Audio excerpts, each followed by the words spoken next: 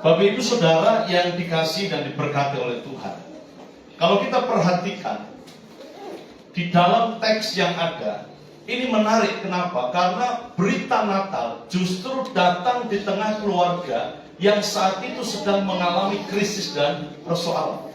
Kalau kita lihat bersama, Yusuf dan Maria sudah bertunangan, tapi ternyata apa yang terjadi?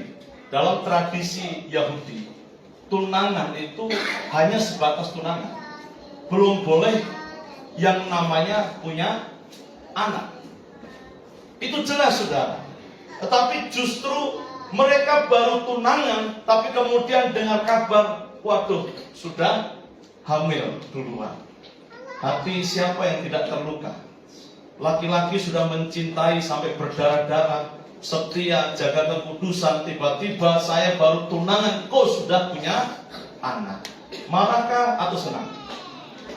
Oh, kalau laki-laki normal pasti marah, ya kan? Kecuali laki-laki itu tidak normal,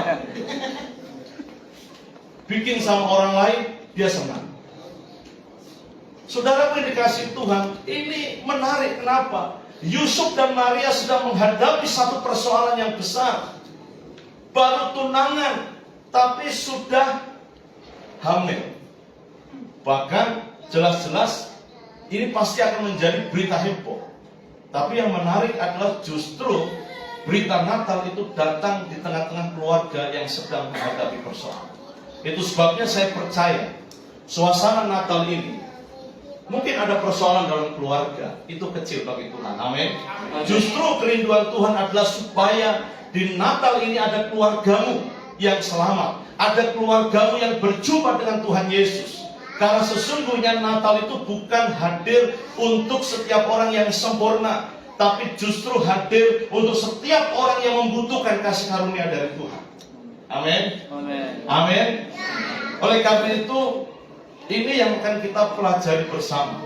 Bagaimana sih Natal itu kok bisa hadir, kemudian dikatakan menjadi berkat, bahkan menyelamatkan keluarga. Ini penting sekali. Nah, kalau kita lihat ya di dalam ayatnya yang ke-21 dikatakan ia akan melahirkan anak laki-laki dan engkau akan menamakan dia Yesus, karena dialah yang akan menyelamatkan umatnya dari dosa mereka. Nah, ini penting. Allah hadir untuk menyelamatkan keluarga. Kira-kira apa tujuan Tuhan? Kenapa harus keluarga yang diselamatkan, bukan yang lain? Dan tema PG ini menarik, karena memang hari-hari ini persoalan banyak itu biasanya bersumber dari keluarga. Bapak KDRT, dampaknya apa kira-kira? Mama stres, anak-anak juga, lebih parah lagi, tidak mau pulang ke rumah. Masalah-masalah hari ini itu bersumber dari keluarga. Tapi ingat, masalah juga bisa selesai dari mana? Dari keluarga. Masalah memang berasal dari keluarga. Banyak saya menemukan itu. Kekerasan-kekerasan dalam rumah tangga berdampak kepada masalah-masalah. Tapi masalah juga bisa diselesaikan dengan cara kekeluargaan. Betul?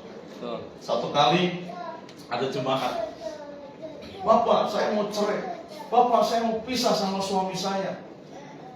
Sudah berdoa belum? Bapak tidak usah berdoa, pokoknya saya mau pisah. Ya sudah, kalau seperti itu, pisah sudah. Tapi sebelum pisah, kau ketemu saya. Saudara, berapa minggu berikutnya dia datang kepada saya. Loh, katanya mau pisah, Bapak tidak jadi. Sudah selesai dengan kekeluargaan. Luar biasa kan? Pendeta belum berdoa, masalah sudah selesai. Itulah hebatnya orang-orang yang mengandalkan Tuhan. Jadi masalah-masalah hari ini itu banyak sekali bersumber dari keluarga, tapi selesai juga di keluarga. Makanya kalau punya keluarga, pulang keluarga. Ingat istrimu, ingat anakmu. Apalagi kalau ada di momen Natal ini mereka belum percaya kepada Tuhan. Kerinduan Tuhan adalah supaya keluarga itu dipulihkan, keluarga itu berjumpa dengan Kristus. Nah, kita akan melihat apa sebenarnya tujuan Tuhan menyelamatkan keluarga. Kalau kita lihat dalam ayat 21 itu sangat jelas. Dikatakan bahwa Yesus datang, dikatakan menyelamatkan umatnya dari dosa mereka. Jadi tujuan Tuhan Yesus datang tidak ada yang lain.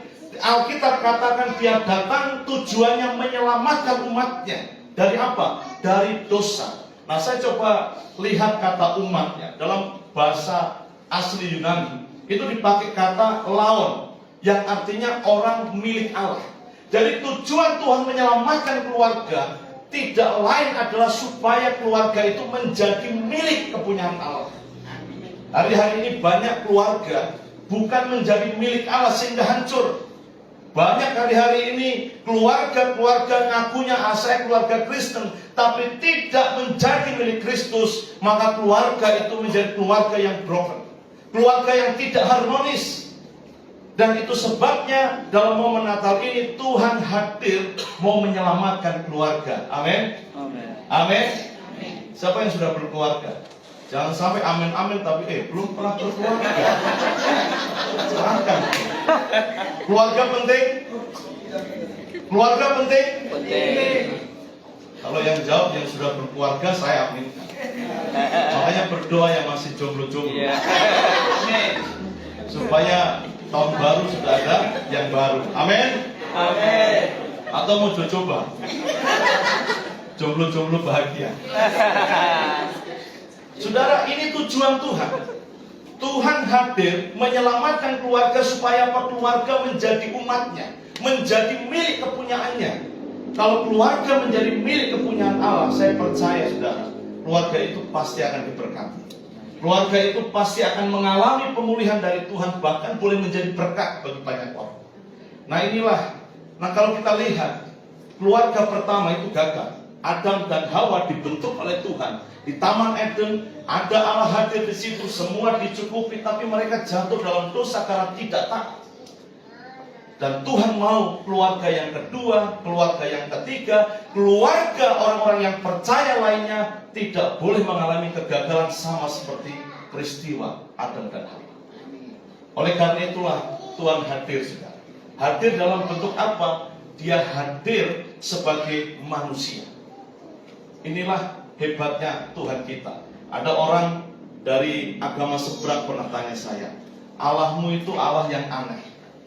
Loh, kok aneh? Iya, masa Allah, firman Allah jadi manusia? Loh, bukan aneh, justru Allah saya Allah yang luar biasa. Allahmu bisa enggak? Saya bilang gitu. Iya kan? Allahmu bisa enggak? Kalau saya percaya bahwa Allah itu tidak terbatas, Dia Maha Kuasa, Dia bisa jadi apa saja yang Dia mau. Betul? Nah, pertanyaannya kenapa Dia harus lahir? Lahir itu hanya bicara tentang cara Dia datang ke dunia ini. Kenapa? Pernah makan buah matoa? Pernah. Pernah ya? Oh, saya senang makan buah matoa. Tapi coba, pernah lihat orang petik buah matoa itu? Kenapa buah matoa, Pak Rudi, jatuhnya ke bawah? Kenapa? Di pabrik kan terkenal ya, buah matoa. Kenapa orang kalau petik buah matoa jatuhnya ke bawah? Kenapa tidak ke atas? Kenapa kira-kira? Ada yang bilang, itu gravitasi ya, betul, itu teori terlalu tinggi lah. Kenapa kira-kira buah kalau dipetik jatuhnya ke bawah? Ya karena ada orang yang nunggu mau makan. Begitu aja udah repot ya. Betul nggak? Betul. Sama, kenapa Allah harus turun jadi manusia? Karena ada manusia di bumi yang sedang berdosa. Dia tidak bisa berbuat apa-apa, dia tidak berdaya. Itu sebabnya Allah yang kudus dia turun menjadi manusia. Jadi menjadi manusia itu bicara tentang cara dia datang ke dunia untuk apa? Untuk menyelamatkan manusia yang berdosa. Kenapa harus jadi manusia? Kenapa harus lahir? Kejadian 3 ayat 16. Keturunan dari seorang perempuan akan meremukkan kepala ulat. Keturunan berarti harus lahir. Keturunan berarti harus menjadi manusia. Dia masuk dalam sejarah. Dia hidup. Itu karena bicara tentang keturunan. Dan dia juga menggenapi bagaimana Mesias dalam perjanjian lama. Dia harus berasal dari keturunan Daud, dari suku Yehuda. Dan ini jelas, saudara. Oleh karena itu, kita melihat di sini bahwa tujuan Tuhan, kenapa Dia hadir menyelamatkan keluarga, supaya keluarga menjadi milik Allah. Hari-hari ini banyak sekali keluarga hancur karena tidak menjadi milik Allah.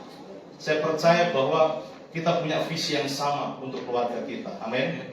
Tidak mau hancur tapi mau dipulihkan. Tidak mau hancur tapi mau tetap utuh. Tidak mau hancur tapi mau tetap diberkati supaya menjadi berkat bagi banyak orang. Nah, seringkali Bapak Ibu Saudara, salah satu hal yang menghancurkan keluarga, yang membuat keluarga hancur, keluarga gagal, itu karena adanya dosa dalam keluarga. Natal tidak bicara tentang dosa, itu bukan Natal. Yang setuju katakan amin. Amin. Ini serius, saudara. Seringkali yang menghancurkan keluarga, bahkan menghancurkan setiap orang-orang yang percaya kepada Tuhan, itu adalah dosa. Dosa itu adalah perusak paling kuat di dalam keluarga. Bahkan juga dalam kehidupan kita, orang-orang percaya. Dosa membuat perpecahan dalam keluarga. Dosa membuat pasangan keras kepala. Saya percaya di sini tidak ada yang keras kepala, amin. Di luar banyak. Dosa membuat orang saling menyalahkan, pasangan saling menguasai, komunikasi miskin, rumah tangga penuh dengan konflik tidak harmonis, tiap hari cekcok, lama-lama check out. Ya, ini terjadi. Kenapa? Karena ada dosa. Billy Graham pernah katakan, keluarga yang berdoa bersama akan terus bersama. Gimana mau berdoa bersama? Cekcok terus tiap hari. Tidak ada waktu untuk bersama. Kenapa hari-hari hanya ribut? Saya punya teman pelayanan juga ya di GSIA, namanya juga ribut. Itu kakak tingkat saya. Siapa tahu dia dengar. Tapi orangnya baik, ya. Pinter masak. Oh iya. Siapa tahu ada yang single, dia juga masih single. Nanti bisa hubungi Karis ya. Saudara, seringkali dosa dalam keluarga itulah yang membuat keluarga tidak berfungsi, keluarga lemah. Dan pesan Natal hari ini itu sangat jelas. Allah hadir untuk menyelamatkan keluarga. Saya percaya kerinduan saya dan kerinduan hati Tuhan juga pasti sama. Keluarga setiap kita boleh diselamatkan. Keluarga kita boleh mengalami pemulihan dari Tuhan. Dosa itu seringkali membuat janji pernikahan dikhianati. Ya, itu seringkali terjadi seperti itu. Tidak setia, penolakan terhadap pasangan. Kemudian yang sekarang lagi heboh-hebohnya itu adalah pelakor. Kristen tapi pelakor. Di sini tidak ada ya. Puji Tuhan, tepuk tangan untuk Tuhan. Jangan ngaku Kristen Natal 15 kali di bulan Desember, tapi status tersembunyinya adalah pelakor. Pelayanan hebat, pimpin pujian hebat, khotbah juga hebat, tapi tukang selingkuh. Satu kata buat orang itu, gila. Iya, karena pikirannya sudah tidak ada. Orang yang pelakor, orang yang tukang selingkuh itu pikirannya sudah tidak waras. Anak sedang sakit, dia tidak peduli. Istri sedang menangis bersedih, dia tidak peduli. Itu bukan milik Tuhan, tapi milik setan. Kalau marah ke setanan, betul kan? Tidak ada marah ke Tuhanan. Iya. Ini jelas, saudara. Oleh karena itu, penting bagi setiap kita, keluarga kita harus menjadi milik Allah. Amin. Amin. Keluarga kita sepenuhnya harus kita serahkan kepada Tuhan, dan itulah tujuannya. Kenapa Allah mau hadir menyelamatkan keluarga, supaya keluarga kita betul-betul menjadi milik Allah. Bapak Ibu Saudara, dosa juga seringkali membuat pasangan hidup menjadi sulit. Sebenarnya tidak ada orang yang sulit. Ya, semua orang sebenarnya mudah untuk dibentuk. Tapi seringkali ada perilaku-perilaku yang sulit. Entah itu suami atau istri atau anak-anak menjadi sulit. Sebenarnya bukan orangnya yang sulit, tapi perilakunya yang sulit.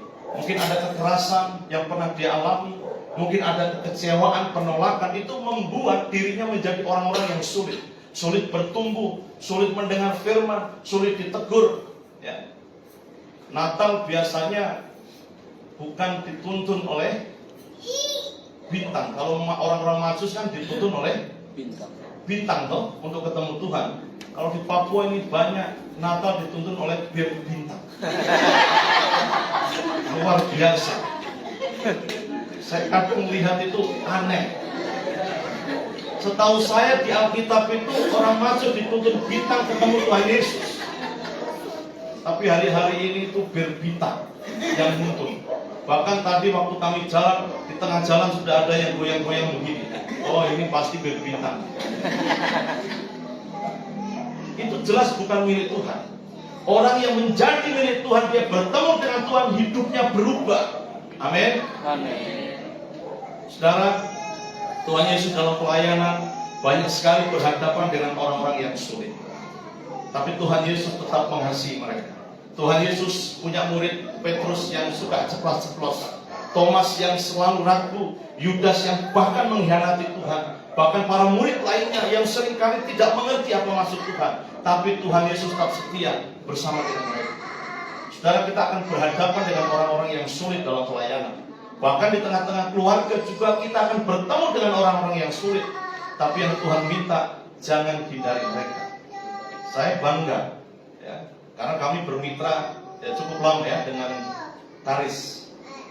Pelayanan panggung boneka di gereja, ngajar sekolah minggu, dan pelayanan anak itu banyak yang tidak diminati, saudara. Kenapa? Kalau melayani orang dewasa dijamah oleh Tuhan, kantongnya juga akan diberikan, isi kantongnya maksudnya. Tapi kalau anak-anak dijamah oleh Tuhan, Roh Kudus memenuhi dia, apa yang dia bisa berikan untuk mendukung pelayanan kita? Tidak bekerja, tidak ada uang, betul? Itu sebabnya banyak orang yang menganggap remeh pelayanan anak-anak. Tapi tim Karis tetap melayani. Bahkan kalau saya lihat prosentasinya banyak orang-orang dari luar Papua yang melayani. Artinya apa? Mereka punya hati untuk Papua. Mereka punya hati untuk anak-anak di Papua. Dan itu yang penting, saudara. Saudara melayani, berjuang, berkorban, tapi tidak punya hati untuk Papua, tidak ada arti. Yang diperlukan hari ini adalah hatimu untuk tanah Papua. Nah, setelah dikasih Tuhan, banyak orang yang tidak menjadi milik Allah. Dia tidak punya hati untuk pekerjaan Tuhan. Hatinya keras, tidak mau dibentuk, saudara. Dan seringkali yang ada adalah di rumah tangga tidak harmonis karena terjadi kekerasan dalam rumah tangga. KDRT, saudara, itu seringkali terjadi. Tuhan mau menyelamatkan keluarga kita. Siapapun hari ini yang Tuhan sudah percayakan sebuah keluarga, jaga keluarga. Hati Allah jelas, dia mau menyelamatkan keluarga. Setiap kita juga sama. Jangan ada kekerasan dalam rumah tangga. Amin. Amin. Seringkali kita berpikir, aduh, anak-anak ini tidak bisa diatur, anak-anak ini rusak, anak-anak ini hancur. Seringkali saya lihat itu bukan anak-anaknya yang rusak, tapi bapak mamanya yang rusak. Bapak mama yang rusak, dia merusak anak. Jadi makanya jelas kalau di Alkitab itu ada anak yang terhilang. Tapi kalau hari ini banyak bapak mama yang terhilang. Adakah yang terhilang hari ini? Tuhan mencari setiap kita. Jangan sampai kita berkata anak saya terhilang, anak saya susah diatur, susah dilayani. Tanya diri kita, jangan-jangan kamu yang susah untuk diatur. Jangan-jangan bapak mama yang terluka sehingga melukai anak-anak. Bapak Ibu Saudara, keluarga penting. Kita punya tanggung jawab untuk menyelamatkan keluarga kita. Nah, yang kedua, kita lihat dalam ayat 22 sampai 23. Apa sebenarnya tujuan Tuhan menyelamatkan keluarga? Yang pertama tadi jelas, tujuan Tuhan menyelamatkan keluarga supaya keluarga menjadi milik Tuhan. Yang kedua, jelas di situ, Allah hadir di tengah keluarga Yusuf dan Maria di tengah situasi yang sulit. Pada waktu itu Yusuf sudah mengambil satu keputusan untuk bercerai. Tapi yang menarik adalah Tuhan tidak mengizinkan perceraian. Tuhan menghalangi niat daripada seorang Yusuf untuk bercerai. Itu sebabnya Yusuf akhirnya taat kepada Tuhan. Dia mengambil Maria menjadi istrinya. Sudah dikasih Tuhan, perceraian itu bukan solusi. Pengampunan adalah solusi. Masalah sebesar apapun di tengah-tengah keluarga, saya mau katakan perceraian bukan solusi. Sama-sama katakan, perceraian bukan solusi. Kalau saudara berpikir perceraian adalah selesai atau semua masalah itu keliru. Orang bercerai itu sulit. Menikah sulit, bercerai juga sulit. Atau menikah gampang, bercerai juga gampang. Di Afrika itu ada satu gereja yang menerapkan satu prinsip. Kalau ada warga jemaat yang mau bercerai, dia diminta datang ke gereja pakai pakaian waktu dia nikah. Jadi dia mau bercerai, datang ke pendeta, didoakan, tapi syaratnya adalah harus pakai pakaian waktu dia menikah. Rata-rata yang datang tidak jadi bercerai. Coba di Papua terapkan itu ya. Nah ini seringkali terjadi. Bapak Ibu Saudara yang dikasih dan diberkati Tuhan, kalau kita lihat dalam ayat 22 sampai 23, jelas di situ ada satu pesan yang sangat penting. Keluarga diselamatkan Allah supaya apa? Ada satu kata di situ, Immanuel, supaya alami yang namanya penyertaan Tuhan. Tuhan mau menyelamatkan keluarga. Tujuannya apa? Supaya keluarga mengalami penyertaan Tuhan, mengalami bahwa Tuhan itu hadir. Termasuk ketika kita diselamatkan oleh Tuhan, Tuhan memberikan jaminan hidup kekal kepada setiap kita. Itu supaya kita mengerti bahwa Tuhan itu hadir dalam hidup kita. Saudaraku dikasih Tuhan, kata yang dipakai di sini menarik ya. Kata Immanuel. Kata Immanuel ini berasal dari bahasa Ibrani, dari 3 kata penting. Im artinya dengan, Nu artinya kita, El artinya Allah. Jadi kalau diterjemahkan secara literal atau apa adanya, Immanuel itu berarti Allah dengan kita, Allah dengan kau, Allah dengan kamu. Dia tidak dengan siapa-siapa, dia mau dengan setiap kita. Itu sebabnya dia katakan dia adalah Immanuel, Allah yang beserta dengan kita. Dia Allah yang tidak mau meninggalkan manusia ciptaannya. Makanya pernah saudara bayangkan tidak, kenapa ketika manusia jatuh dalam dosa Tuhan merancangkan keselamatan, tapi ketika iblis, malaikat yang jatuh itu, kenapa tidak ada keselamatan bagi mereka? Ini menunjukkan betapa berharganya setiap kita, betapa luar biasanya kita manusia ini. Kita bukan sembarangan, kita ini produknya Tuhan, saudara.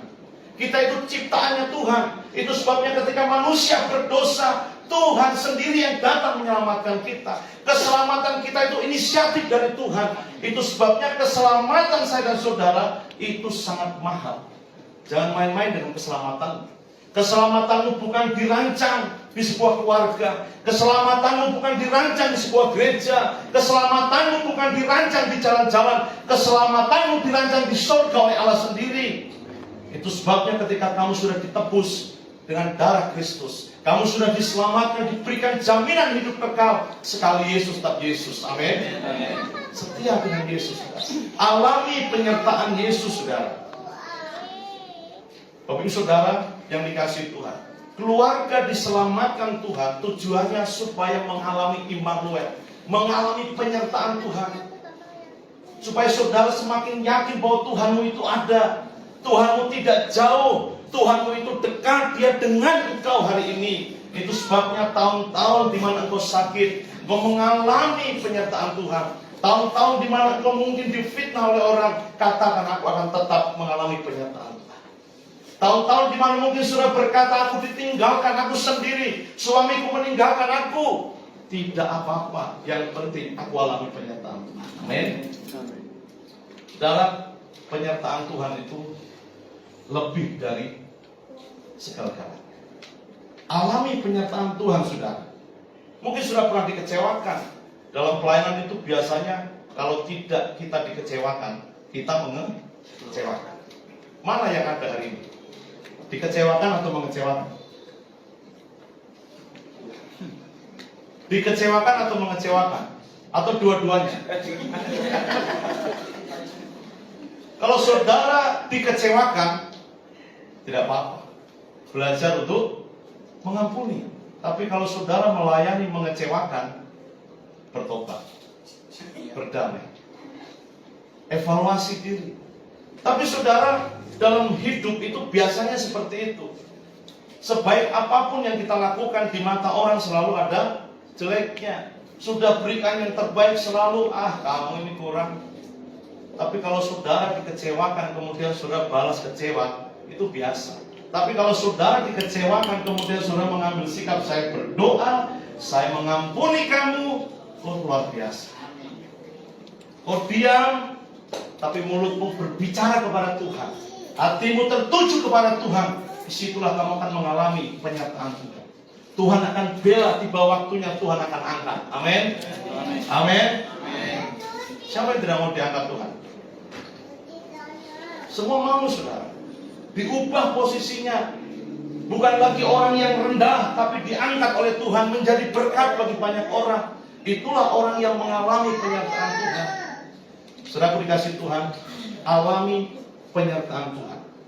Kalau saudara minta sesuatu ke saya, minta kesehatan, minta ke jodoh misalnya, minta pekerjaan, minta rumah, minta mobil, saya pasti lari karena saya tidak sanggup. Jangan coba-coba minta sesuatu termasuk ke pendeta. Kenapa? Pendeta terbatas. Pendeta juga manusia. Jadi kalau saudara butuh sesuatu, minta kesehatan, butuh uang, butuh rumah, butuh makanan, butuh jodoh, kemudian saudara bawa sederet pokok-pokok doa sampaikan ke pendeta, saudara bisa kecewa. Tapi kalau saudara bawa kepada Tuhan, minta secara khusus kepada Tuhan, Tuhan sanggup membuka jalan. Dan disitulah saudara akan melihat bagaimana penyertaan Tuhan itu saudara akan alami. Itu sebabnya mungkin ada keluargamu yang sakit, percaya akan alami penyertaan Tuhan. Tujuan Tuhan menyelamatkan keluarga supaya keluarga mengalami penyertaan Tuhan. Tidak ada yang lain, saudara. Itu sebabnya ini sangat penting dan kita perlu mengerti. Nah, yang ketiga, kita lihat dalam ayat 24. Satu orang bisa tolong baca ayat 24.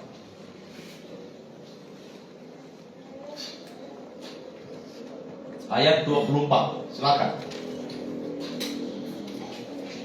Ayat 24. Sesudah bangun dari tidurnya, Yusuf berbuat seperti yang diperintahkan malaikat Tuhan itu kepadanya. Ia mengambil Maria sebagai istrinya. Luar biasa. Apa yang sudah bisa pelajari dari 24? Setelah mendengar semua, Yusuf tidak berbantah-bantah. Yusuf mengambil satu sikap yang tegas, yang jelas. Dia berbuat seperti yang diperintahkan. Ini bicara soal ketaatan. Jadi saudaraku dikasih Tuhan, Tuhan menyelamatkan keluarga. Tujuannya apa? Supaya keluarga hidup taat kepada Tuhan. Itu tujuannya, saudara. Keluarga harus mulai belajar untuk hidup taat. Taat terhadap firman. Natal itu bukan hanya bicara soal perayaan. Natal itu bicara tentang ketaatan kita kepada Tuhan. Desember ini berapa kali kita sudah menghadiri Natal? Ada yang lebih 10 kali? Angkat tangan. Oh, belum ada. 5 kali? Ada?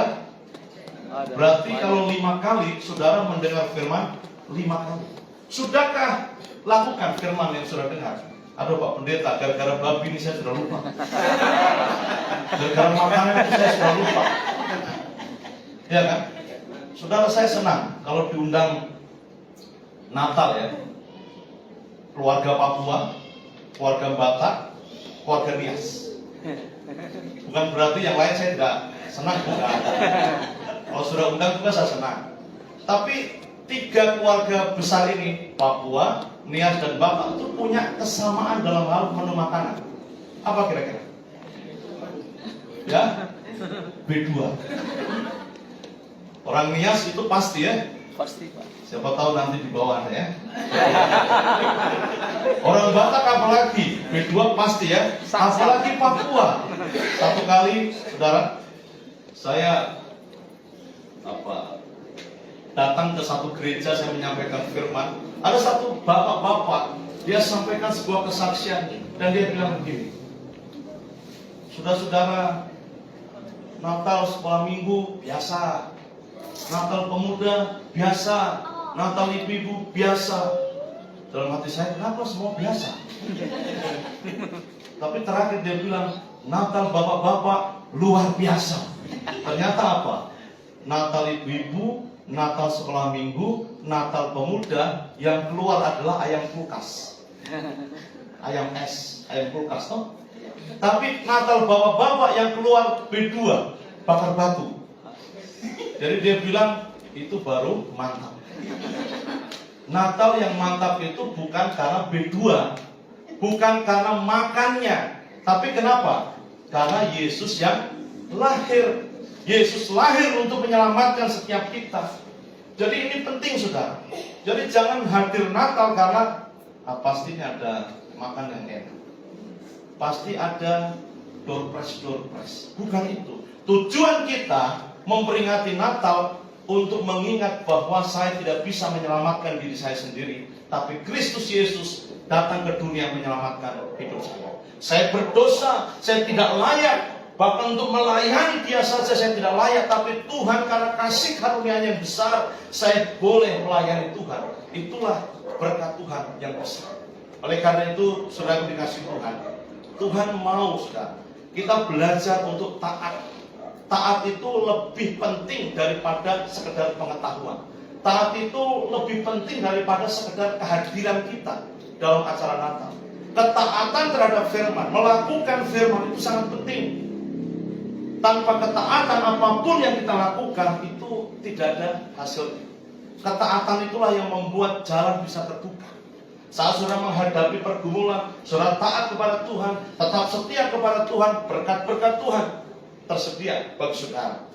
Itu sebabnya Natal ini harus membawa kita semakin taat kepada Tuhan. Allah hadir menyelamatkan keluarga, supaya keluarga belajar hidup taat di hadapan Tuhan.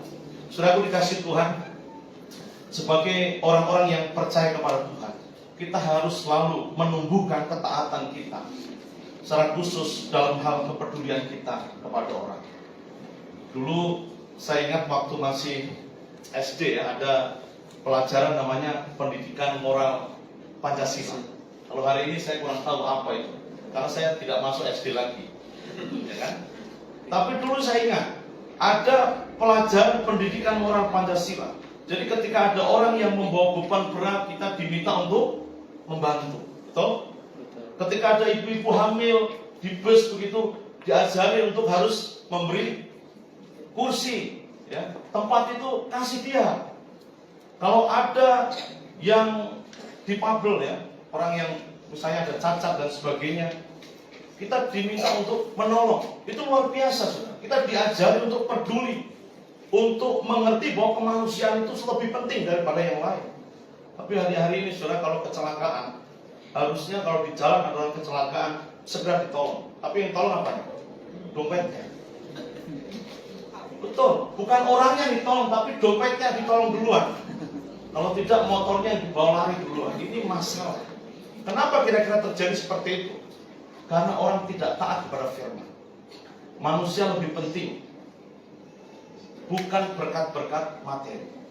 Tapi hari-hari ini orang justru melupakan Tuhan, melupakan manusia ciptaan Tuhan, dan mereka mengejar materi-materi. Saudara yang dikasih Tuhan, mari kita buka mata kita. Kita harus belajar untuk taat. Kita taat dalam hal kepedulian kita. Kita taat dalam hal mengasihi orang-orang yang di sekitar kita. Tidak boleh ada kebencian. Kita harus taat, karena ketaatan itu akan menentukan keberhasilan dalam hidup kita. Orang yang taat biasanya dalam hidupnya ada kebenaran yang dia yakini. Tanpa ada kebenaran yang dia yakini, tidak mungkin bisa dia berhasil. Saudara dikasih Tuhan, kita harus pegang teguh firman Tuhan ini. Kenapa keluarga diselamatkan? Apa tujuannya? Jelas tadi yang pertama kita belajar supaya keluarga menjadi milik Tuhan. Yang kedua, keluarga diselamatkan supaya apa? Supaya apa?